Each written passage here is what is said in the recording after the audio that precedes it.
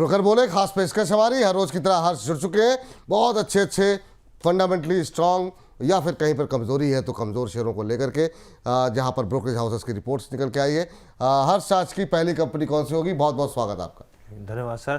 तो सबसे पहली कंपनी इटर्नल की बात कर लेते हैं हम लोग। यहाँ पर मॉर्गन स्टैनली की रिपोर्ट आई है, ओवरवेट की सलाह दी है और 320 रुपये का लक्ष्य दिया है। अभी जो स्टॉक है करीब करीब आप देखें तो 250 के आसपास ट्रेड करता हुआ दिख रहा है, तो एक अच्छी अपसाइड इनको दिख रही है। उम्मीद संभावना ये जता रहे हैं। क्यों जता रहे हैं? क्योंकि अभी इन्होंने एक स्टेप उठाया, यहाँ पर जो आदित्य मंगला है उनको फूड डिलीवरी जो पूरा सेगमेंट है उसको सीईओ बनाया गया, जबकि पहले वो इसी सेगमेंट के यहाँ पर जो थे वो प्रोडक्ट हेड थे। तो इसको लेकर काफ़ी पॉजिटिव है। मैनेजमेंट में जो बदलाव हो रहा है उसको काफ़ी, इनका कहना है कि हम लोग नज़र बनाए रखे हैं, लेकिन इस चीज़ को लेकर मंगला जी की जो अपॉइंटमेंट हुई है उसको लेकर पॉजिटिव दिख रहे हैं। दूसरी चीज़ इनका ये कहना है कि जोमेटो ने लगातार पिछले 4 सालों में लगातार मार्केट शेयर बढ़ाया है, इसको लेके भी काफ़ी पॉजिटिव दिख रहे हैं। लेकिन हाँ, ये इनका ज़रूर कहना है कि लगातार जो दबाव पिछले दिनों में देखने को मिल रहा है वो बेसिकली कंपनी के जो मार्जिन है वो इम्पैक्ट होते हुए दिख रहे हैं, इसके वजह से देखने को मिल रहा है। तो ये इनका लेवल है, 320 रुपये का लक्ष्य इन्होंने तय किया है। जी चलिए, तो ये है इटर्नल। ये इस पर बहुत सवाल रहते हैं सर, और अभी 320 तक के टारगेट निकल करके आ रहे हैं। आपकी टिप्पणी क्या रहेगी? आपको क्या लगता है, क्या यहाँ से 60-70 रुपये अपसाइड की संभावना है? देखिए, नो डाउट विपुल जी, मैं जोमेटो को लेके, इंटरनल को लेके मैं पॉजिटिव हूँ। इनफैक्ट कभी कभी ऐसा भी होता है कि after the show, after the evening, जब शाम के टाइम होता है तो हम तो जोमेटो से ही ऑर्डर करते हैं। तो अभी तो एक क्या हुआ ना, ये डेली हैबिट हो गया। देखेंगे पहले प्रॉफिटेबल नहीं था, अभी तो ब्लिंकिट के साथ जैसे ही डील किया इन लोगों ने उसके बाद और भी ज्यादा प्रॉफिटेबल हो गया, बिजनेस में भी ग्रोथ आया। ऑलमोस्ट देखेंगे लास्ट 7 साल का जो ग्रोथ है 71% ग्रोथ हुआ है। ऑलमोस्ट आप देखेंगे पैड में ही ऑलमोस्ट 527 करोड़ के आसपास तो पैड पोस्ट किया है। एक बार ना राकेश झुनझुनवाला सर ने कमेंट किया था स्टार्टिंग में कि जब जोमेटो लिस्ट हो रहा था उस टाइम पे कि 130-140 के आसपास उन्होंने बताया था कि ये स्टॉक नहीं चलने वाला, ये फूड बिजनेस नहीं चलेंगे। सर यही beauty of this is the beauty of the stock market कि उन्होंने बताया था, उसके बाद में ना 70-60 तक भी आया था। लेकिन वहां से जो रैली स्टार्ट हुआ और वहां से उसके बाद जो वैल्यू एडिशन हुआ, लोगों को पता चला कि नहीं कुछ बेसिक चीज है, जैसे कि आज के दिन में एफएमसीजी एक बेसिक नीड है। तो मुझे लगता है कि जोमेटो जैसे स्टॉक भी बेसिक नीड होने वाला है कमिंग फ्यूचर में। जोमेटो ऐसे जैसे स्टॉक जो है ना ये चलेंगे कमिंग फ्यूचर में। और आप देखेंगे फंडामेंटली भी 2,48,000 करोड़ के आसपास मार्केट कैप है, 527 करोड़ के आसपास तो इनका नीट पैड इन्होंने पोस्ट किया है। आप इसीलिए मैं पॉजिटिव हूँ जिस तरीके से लास्ट हमने देखा कि 200 के आसपास, क्योंकि ultimately end of the day story कुछ भी हो, मैं जाता हूं प्राइस एक्शन के साथ।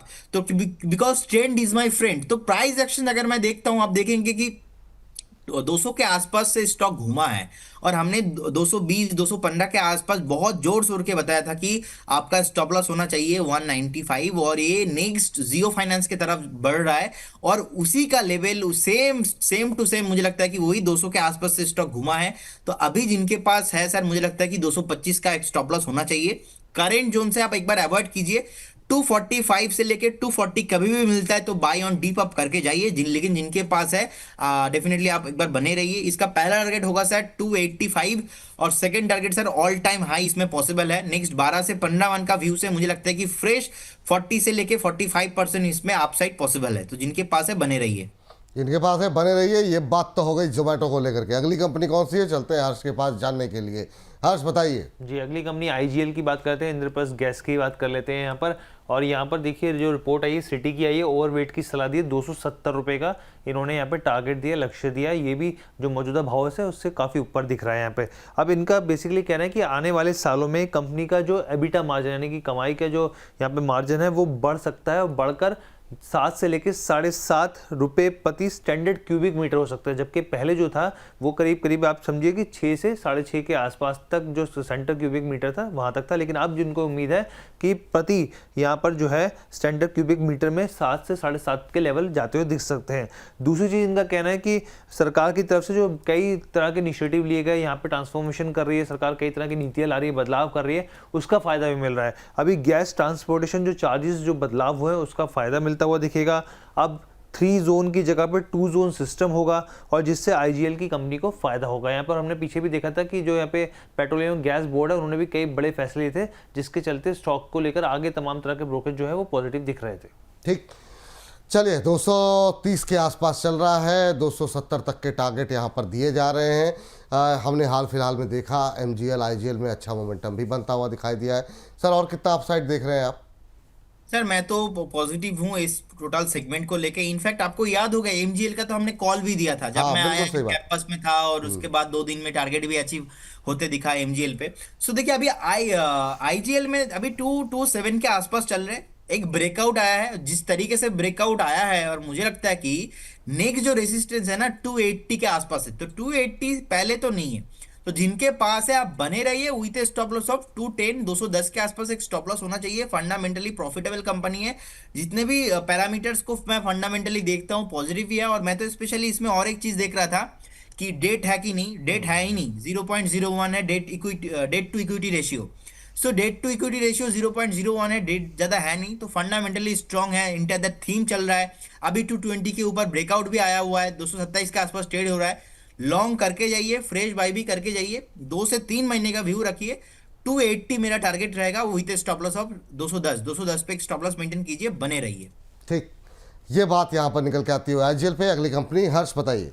जी, इंडसइंड बैंक की बात करते हैं और लगातार ये स्टॉक इसलिए भी रडार पर है क्योंकि बिजनेस अपडेट इसने जारी करे हैं और यहाँ पे ब्रोकर जो है मॉर्गन स्टैनली अंडर वेट की सलाह दी और 750 रुपये का इन्होंने प्रति शेयर के भाव का लक्ष्य दिया है। अब इन्होंने जो अपडेट है उसकी बात को कोट किया है, जो नया बिजनेस अपडेट आया यहाँ पे FY26 के Q1 के। तो देखिए सबसे पहले इनका कहना है कि नेट लोन जो है तिमाही दर तिमाही के आधार से अगर देखें क्वार्टर ऑन क्वार्टर बेसिस के आधार से तो ये 3% की गिरावट आई है, जबकि जो पिछली तिमाही थी यहाँ पर तो 6% की गिरावट देखने को मिली थी। इसके बाद इन्होंने सालाना आधार पर भी वाई ऑन वाई बेसिस पे भी जानकारी साझा करी है कि जो नेट लोन है वो 4% तक गिरावट आई है, जबकि पिछली तिमाही में 1% था, यानी कि वाई ऑन वाई बेसिस पे एक बड़ी गिरावट यहाँ पर साफ तौर पर दिखा रहा है। इसके अलावा कॉर्पोरेट लोन की बात की जाए तो कॉर्पोरेट लोन में भी 14% की वाई ऑन वाई बेसिस पे गिरावट आई है, जबकि आप ये समझिए कि पिछली तिमाही में जो गिरावट थी वो -6% थी। तो इसके हिसाब से इनको ये लगता है कि पहली चीज़ तो ये कि अभी जो है आने वाले क्वार्टर्स में इनको और दबाव देखने को मिल सकता है। इनका कहना है हाई मार्जिन लोन्स जो है वहाँ पे लगातार हिस्सेदारी बैंक की घट रही है। यहाँ पे नए सीईओ को लेकर अनिश्चितता लगातार बनी हुई है, अभी तक क्लैरिटी नहीं है कि कौन बन के आया, कौन संभालेगा आगे की चीज़ों को लेकर, और इसी के चलते इनको जो वैल्यूएशन है अभी बिल्कुल भी फिजिबल नहीं लग रही और स्टॉक को लेकर अभी भी उन्होंने अनसर्टेनिटी की इच्छा जाहिर करी है। 100 रुपये से ज़्यादा की गिरावट आ सकती है, मॉर्गन स्टैनले का ऐसा मानना है। 110 के आसपास की गिरावट। सर इंडसइंड बैंक अभी हम लोग बात भी कर रहे थे, क्या लग रहा है सर अभी कितनी गिरावट है यहाँ पर? सर एक्चुअली मैं इस रिपोर्ट के साथ एग्री करता हूं, but time is different. Time मुझे लगता है कि ऑलरेडी जितना पैनिक होना था ना हो चुका है, और उतना पैनिक डे 1 डे 2 में कवर करके आया है। इंडसइंड बैंक आपने देखा होगा 620 के आसपास एक लो लगा के अभी 861 के आसपास चल रहा है। सो मार्केट कैसे रीड करता है, और जो एनालिस्ट लोग हैं, जो माहौल है, जो इंसान कैसे रीड करता है, मैं आपको इजीली बताता हूँ। ये हर्ष जी को भी बहुत काम पे आने वाला है। देखिए अगर कुछ नेगेटिव ज्यादा था, ज्यादा खराब होना था, 620 के नीचे चला जाता, अभी 860 पे नहीं ट्रेड करता। अब मार्केट देखता है इसको, जो एनालिस्ट माहौल है ना, इसको फ्यूचर पर्सपेक्टिव से देखता है कि नहीं फ्यूचर में ऐसा कुछ पॉसिबल है। मैं सर इसमें मैं पॉजिटिव नहीं हूं, मैं भी नेगेटिव हूं। हमने तो इंडसइंड बैंक को एक लेटर भी भेजा है कि ये जो आपका डेरिवेटिव का स्कैम हुआ है इसके बाद क्या प्लान है, आप कैसे खुद को जस्टिफाई, कुछ रिस्पॉन्स नहीं आया। तो as a SEBI registered research journalist firm we can also we need also the clarification की क्या है, प्लान है। कुछ रिस्पॉन्स नहीं आया इंडसइंड बैंक के जो मैनेजमेंट है उनकी तरफ से। अभी 861 के आसपास चल रहा है। मैं सर स्टोरी कुछ भी हो, मैं जाऊंगा फाइनली प्राइस एक्शन के साथ, क्योंकि यही से लोगों का पैसा बनता है, यही से लोगों का जो है नुकसान होता है। अब देखिए बार बार टेस्ट किया था 850 840 के जोन, 840 के ऊपर क्लोजिंग दे नहीं पा रहा था। अब देखेंगे लास्ट 4 से 5 बार अटेम्प्ट किया वीकली बेसिस पे, इनफैक्ट फेल हुआ 2 से 3 बार। उसके बाद 840 के ऊपर अभी सस्टेन कर रहा है, 850 के ऊपर सस्टेन कर रहा है। जब सर हम बात कर रहे थे कुछ टाइम पहले 855 के आसपास ट्रेडिंग हो रहा था, अभी 861 के आसपास ट्रेडिंग हो रहा है। तो मेरा मानना यहाँ पे ऐसा है कि जब तक ये शॉर्ट टर्म ट्रेडर के लिए 840 इसके ऊपर है तो कुछ टेंशन आपको अभी नहीं रखना है। अगर आप इन्वेस्टर हो 815 पे आपका स्टॉप लॉस होना चाहिए। अगर इसके नीचे जाता है तो आपको रहना ही नहीं है इंडसइंड बैंक पे, क्योंकि ना आ रहा है ठीक से क्लैरिफिकेशन, ना ये जो स्कैम घोटाला हुआ था इसका कोई ज्यादा इंटरप्रिटेशन आया है, और रिजल्ट बिजनेस अपडेट भी नेगेटिव है। लेकिन एक चीज मैं क्लैरिफाई कर रहा हूं आपको, जो बिजनेस खराब है ना, ये प्राइस एक्शन के साथ ऑलरेडी एडजस्टेड है। मार्केट को पता है, मार्केट उसके ऊपर रिएक्ट करता है जो मार्केट को नहीं पता है, मार्केट उसके ऊपर रिएक्ट नहीं करता जो ऑलरेडी मार्केट को नहीं पता है, उसके ऊपर हमेशा रिएक्ट करता है।